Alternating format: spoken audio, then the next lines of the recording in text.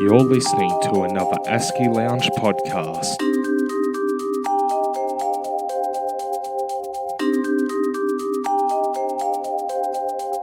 Welcome back to the ASCI Lounge members. I'm Monique Fenech from Australian Supply Chain Institute, and today on the ASCI Lounge we have with us Ivan Imparato, CEO of ASCI, and Brendan O'Keeffe, New South Wales President for ASCI. Welcome, Ivan and Brendan. Thank you, Monique. Thanks, Monique, and welcome to the lounge, Brendan. Thank you very much. Comfortable for you? It is great, especially at this time on a Thursday evening.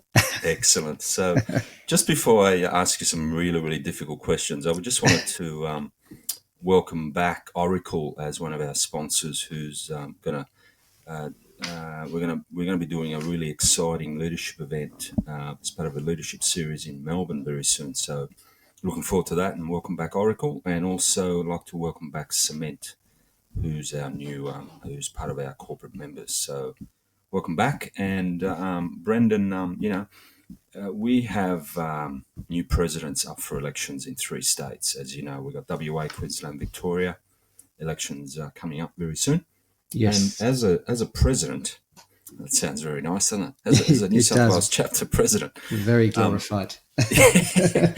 What have you found that are some of the skills or application attitudes that are required to be a president?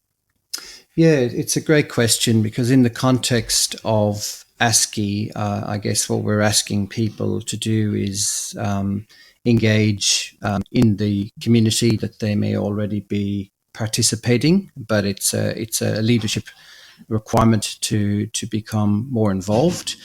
I think there's got to be a passion ultimately that people have around the industry that they work in and the roles that they have been in. I think it's an amazing opportunity to, if you like, pay it forward or pay back, to encourage others. And I think as I've found over the last, it's probably getting into 5-6 months now in this capacity, definitely you need to be able to allocate some of your time. But I think it's really about encouraging others to participate. There's some fantastic things that the chapters are doing that you get to be involved with. And I think the opportunity is there to really help grow the community with the committee itself. And it's allowing people to, if you like, become more recognised in this industry, which is a great way to do so. Yeah, so I suppose you probably answered my second question, which was what are the benefits that a chapter can offer our members? And you've said recognition is one. Yeah.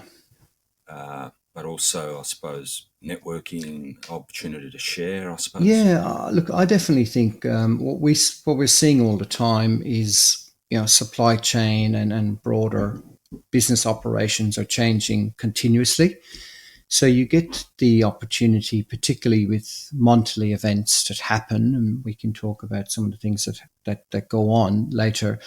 But there's a variety, so there's something for everyone to come along. And whether somebody's background might be more of a logistics bias, others might be a bit more strategic supply chain or change management supply chain, there's something for everyone. And I think the benefit is that you get to see and meet great people at these events, and you get to share different stories really about your different journeys and experiences and what's happening in industry. Yeah, that's exactly right. It's the old saying, you got to be in it to win it, right? I agree. Put a bit of skin in the game to get something out of it. And who are some of the members on the committee? Yeah, so we've there's some existing members that are continuing to engage, which is great. So people like David Woods.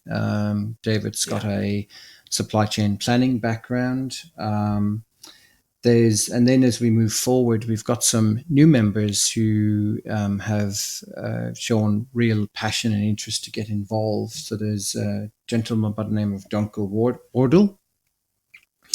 And Duncan's had an international career really with a particular pharmaceutical business, so brings operational and strategic supply chain experiences and a lot of passion about what's supply chain globally.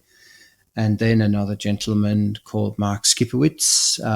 Mark's got a background, if you like, from originally out of sort of defense, but he's then worked in consumer logistics, operations, warehouse distribution, and very passionate in terms of driving and looking at the engagement in the community.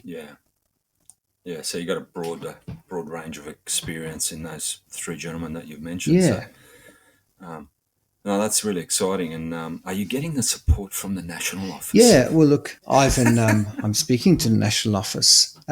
So, yeah, look, I think what I've been able to do is connect with people in interstate locations. So that's been useful. And obviously, the great thing I find is that with the connection that we have with yourselves, it's really easy to access and check in, ask a question, and it's the door's always open. So I think the beauty is there's no, I'll ask dumb questions, and I have done. So don't be afraid when that happens. But the opportunities are there to absolutely get the support, and it's really about trying to drive opportunities for ASCI and its members. Great, thank you. And I think I'm really looking forward to the growth of the chapters, not only in New South Wales, but also nationally. So just quickly, what's happening this month, Brendan, if you can share? Yeah, so next Tuesday, I think specifically, is there's a site tour, which is exciting, at Schneider Electric in their distribution centre, which is very modern and more newly opened down in Ingleburn in southwest Sydney. And then a little bit later in the month, I think there's a procurement event happening, I believe, in Michael Page offices in the city. So that's probably a fortnight later. So the great thing is there's always something happening, and depending on whether people are more engaged with maybe a site activity, but then there's an opportunity to balance and look at what's available. Yeah, great. Thank you for sharing it. So I suppose that's it of my hard questions. Yeah, thank you, Ivan. That wasn't too bad. So I suppose you've probably got a couple. Yeah, I suppose you've got a couple of me. Maybe. Yeah, so I think with the upcoming the elections as such, how can members cast their vote, Ivan, and what's the process? Yeah, sure. I think that's a good question, because I think the process needs to be very clear. So the voting poll will be distributed on Friday this week at 6 p.m, and we'll post that on our closed Facebook and LinkedIn groups. Okay. So members will choose one person from the list of the nominees in the states of Queensland, WA and Victoria. The nominees will have a photo and a short bio, so that at least the members know who they're voting for. The voting closes Friday, 12th of July. Okay. Great. So that's basically the process. Pretty clear, pretty simple. Yeah. And another question on the back of that: once once the new chapters are sort of established, do you think there's an opportunity to drive more collaboration as a national entity to get for the betterment of all states?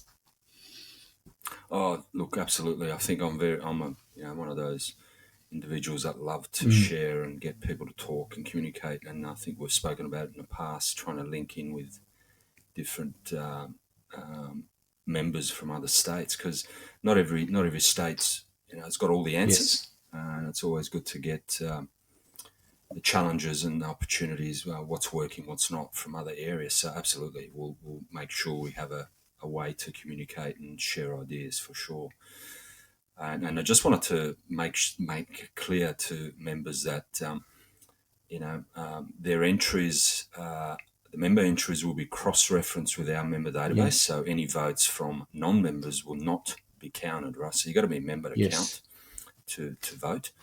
And will also be cross-referenced against their postal address to ensure that their vote is in their state, to make sure that there's a strong governance around the voting.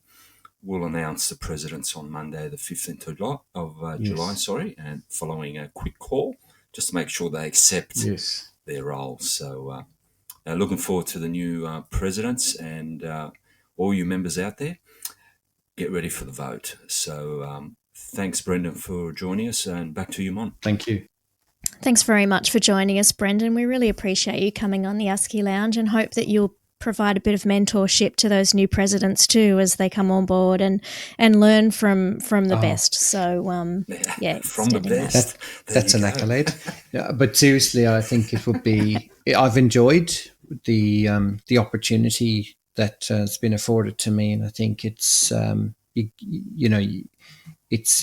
there is a lot that can be done, and I believe that as a national set of chapters, then there's a lot more we can do.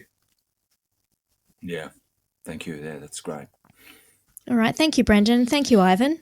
Thank you, Monique.